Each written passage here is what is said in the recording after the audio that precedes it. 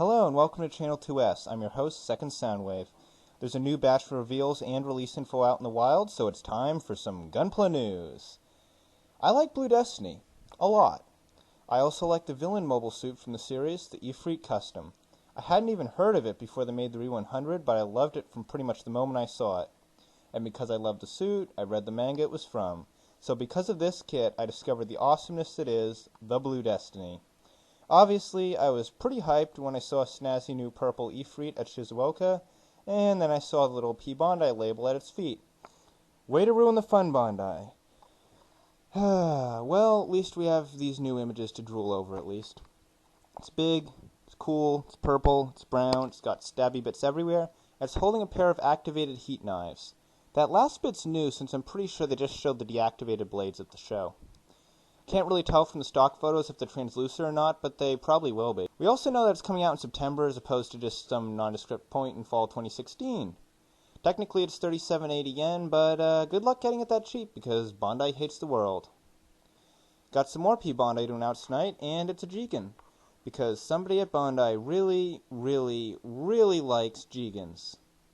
This one here is called the Prototype Stark Jegan, and it's more or less the original CCA MSV design that Kotoki tweaked for Unicorn. It looks like they've reworked a hefty chunk of the upper body, and of course it's got those oversized shoulder missiles that no Stark Jegan is ever without. Colors are mint green and white, which makes me think retro kitchen appliance more than futuristic war machine, but it's an 80s MSV design, so of course the colors are going to be a bit out there. Sure is eye-catching though, so it's a plus. Oh yeah, and it's coming out sometime this fall for 2,700 yen. Gundam Front Tokyo is getting some new limited edition kits very soon, and they're looking nice. Gundam Front Tokyo, for those not in the know, is a Gundam museum / gift shop by the 1-to-1 Gundam statue in Japan. They've got their own line of exclusives, ranging from repacks of retail kits with exclusive decal sheets to their own specially colored Gunpla. Starting July 30th, they're going to be adding some fancy variants of these exclusive kits to the gift shop roster, which I'm assuming is a limited time offer of some kind, although I could be wrong. They're going to have a plated version of the high-grade Phoenix Gundam, which is pretty sweet since the one they usually sell there is just that ugly gold plastic that nobody likes. They're also going to bundle it with a similarly plated Phoenix Gundam Unit 2, the gunmetal and red variant that I love and have never been able to find for non-crazy prices.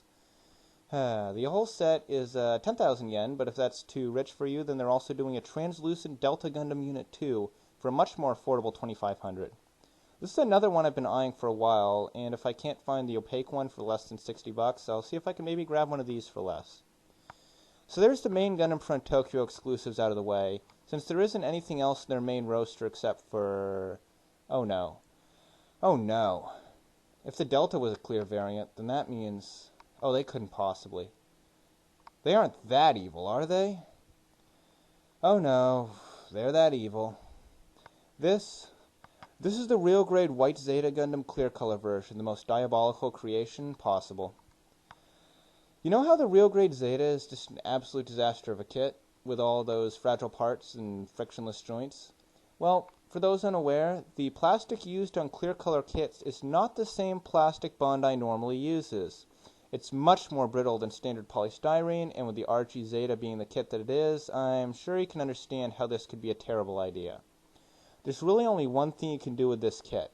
Drop the 3,200 yen on it, or whatever it ends up costing on the aftermarket, wrap it up, and give it to someone you absolutely despise as the cruelest birthday present imaginable.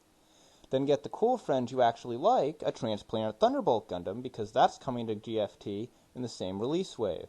Costs more or less the same as the Zeta, but it won't make them scream internally all throughout the build process. What's that? You don't live in Japan, aren't visiting Japan anytime soon, and don't want to pay middleman fees for your tiny plastic robots?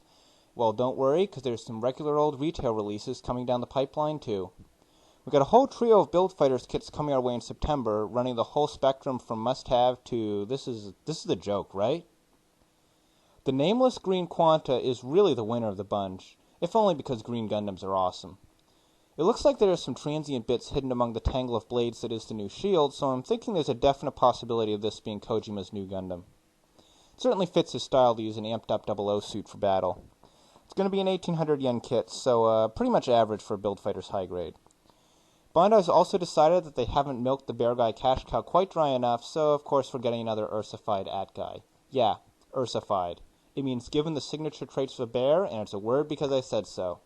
Anyways, back on track. The new Beargguy is being called the Beargguy P for now, although that is, as far as I can tell, a tentative name that will be most likely changed before release. It's pink, has angel wings, and has a halo. I honestly don't think it's possible for me to even care less than I already do about this, but if you want one, I guess 1900 yen isn't that bad of a price. And then there's this thing.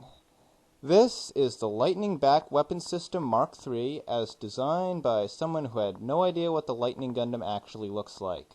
It's based off the H2, and I get that, but they could have at least gotten the colors to match. As it is, it would look more fitting on the Kamiki Burning or something other than the Lightning.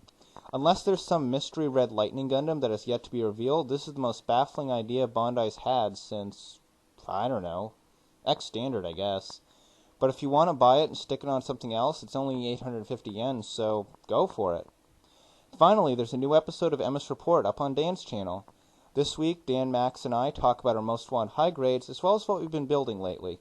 So go over to Dan the Plastic Man's channel and give it a watch, or click the link in the description if you're feeling lazy. But wait! Before you go, hit that like button and leave your thoughts in the comment box down below.